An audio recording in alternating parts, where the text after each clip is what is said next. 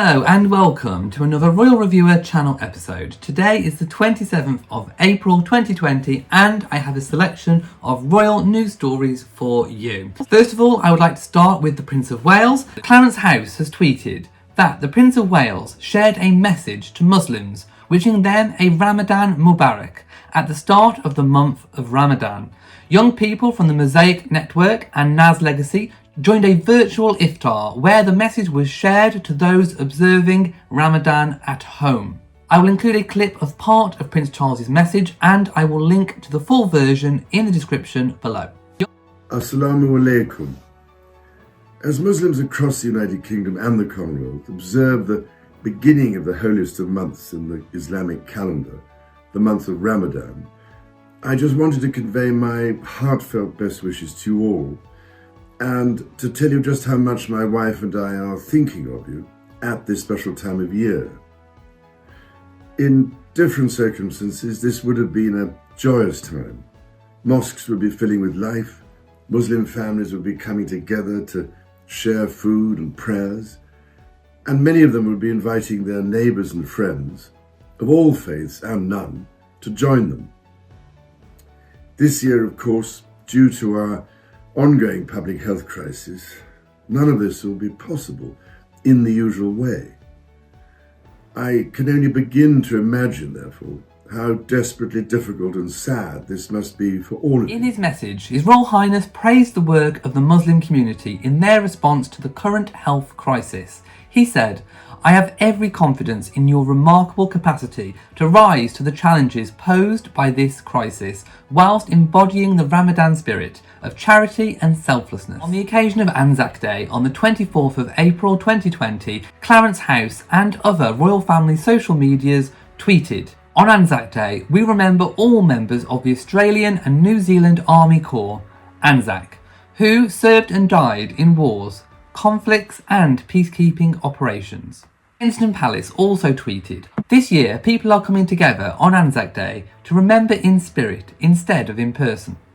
The Australian War Memorial will be holding a private commemorative ceremony to mark Anzac Day. The Queen, via the medium of the Royal Family Twitter account, said, "Anzac Day marks the anniversary of the first landings of Gallipoli in 1915. And shared some photographs of Her Majesty at the centenary of Anzac Day in 2015. As President of the Commonwealth War Graves Commission, the Duke of Kent has marked Anzac Day over the years in the UK, Australia and New Zealand. The Duke was due to attend the dawn service in London. Instead, he joined a collective act of remembrance. He said, "On Anzac Day, we reflect on the extraordinary courage of the service men and women of Australia and New Zealand who made the ultimate sacrifice in past conflicts and peacekeeping operations." In London, the traditional dawn service at Hyde Park Corner will not be taking place. While we cannot be together to mark the occasion as planned, I know that Australians and New Zealanders around the world will be finding ways to ensure that Anzac Day is marked. I would like to join you all in your collective spirit of remembrance. I shall also be pausing for a further moment of reflection for all those who are engaged in the fight against COVID-19. Those who continue to serve within and beyond the Australian and New Zealand armed forces in this global fight reflect the best traditions of those who've served before, showing courage, determination and verve. I offer them my profound thanks. Signed, His Royal Highness, the Duke of Kent. On the occasion of Ramadan, the royal family tweeted, "Mubarak to Muslim communities in the United Kingdom and beyond as you begin the holy month during this time of uncertainty." They also shared a photograph of the Queen visiting Bolkiah Mosque during her state visit to Brunei in 1998. On April the 26th, the royal family shared an on this day in royal history. In 1949, the modern Commonwealth was born. Over the past 70 years, the Commonwealth has grown to include 54 countries, making up almost 1/3 of the world's population. The Queen has been head of the Commonwealth since 1952 and has visited almost every country in the Commonwealth. The royal family shared photographs of the Queen's first Commonwealth visit, which was to Kenya in February of 1952, and most recently to Malta in November of 2015.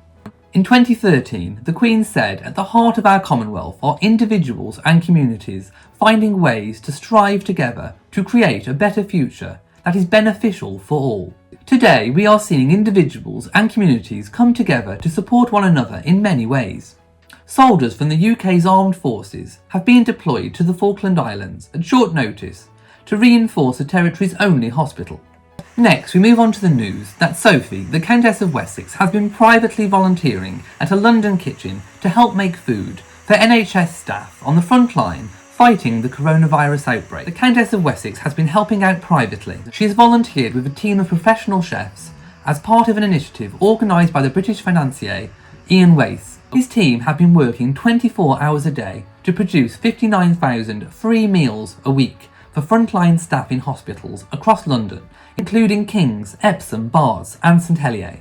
Peregrine Armstrong-Jones, an events planner who introduced Sophie to the charitable enterprise, said, "Sophie's done a fabulous job. She's got stuck into everything, cooking, prep work and cleaning. She's done it privately, without any fanfare, and the staff think she's incredible. The team here are giving everything, and it's been a real boost to morale." Also, Prince Edward, the Earl of Wessex, has helped out, preparing, cooking and cleaning up. This week she was packing up pre-prepared vegetables, as well as making wraps and lemon and raspberry tarts.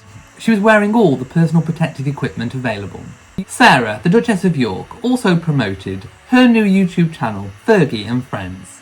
She posted on Instagram, "Today at 4 p.m. on Storytime with Fergie and Friends, Princess Eugenie is going to be reading Guess How Much I Love You by Sam McBratney." So of course I went and I watched the Princess Eugenie video. I have to say that for Princess Eugenie's video, the editing style and quality of the production was stepped up a notch. Princess Eugenie was actually recording from outside and she was sat on a traditional tree swing seat. The tree seat also had her name engraved into the front panel. Princess Eugenie had a delightful storytime reading voice. You could also clearly make out her mobile phone on the tree seat. Going on to Princess Eugenie's Instagram page, she celebrated 10 years together with Jack. She posted, "Jack and I are celebrating our 10th anniversary today, and we are lucky enough to be together at this time. If anyone has an anniversary this week, if you're together or not because of this challenging time, if you are a frontline worker wishing to tell your person you love them, then please do. Send me a photo and message me via direct messages of how you are celebrating, and I will share your messages on my story over the next few days. #anniversary.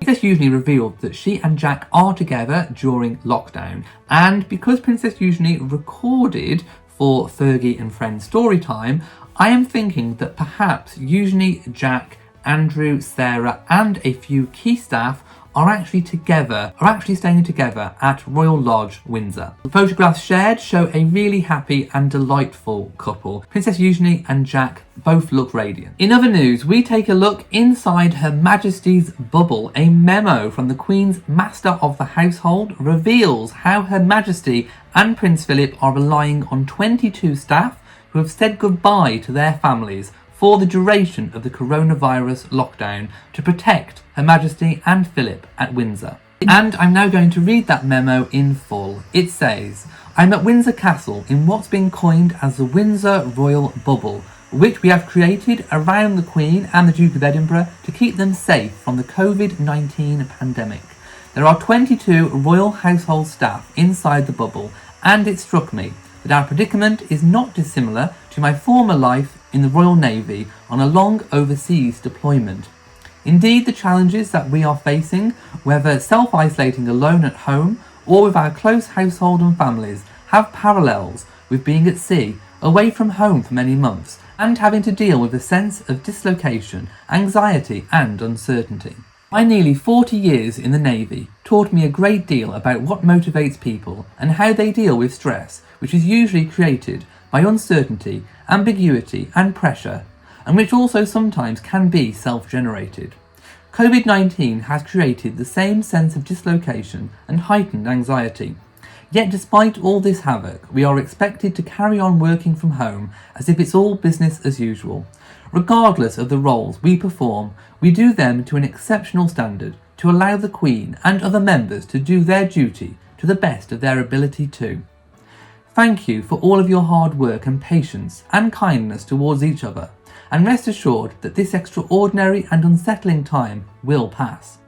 I'm also sure that we shall emerge as a stronger, more considerate and more resilient team as a result, and be able to do our duty for the Queen and other members of the royal family even more effectively in the future. Signed, Master of the Household, Tony Johnston Burt. Her Majesty has not seen any other members of the royal family in person since the start of lockdown on March the 23rd. On April the 5th, she addressed the nation in a pre-recorded message where she promised that we will meet again. Thank you for watching this video. If you have enjoyed it, then please give it a big old thumbs up. Don't forget to share on social media, and also do hit the bell so that you know whenever I upload a new video. Also, please do remember to subscribe to the channel. So, from me in Shropshire, mwah to you all, and goodbye.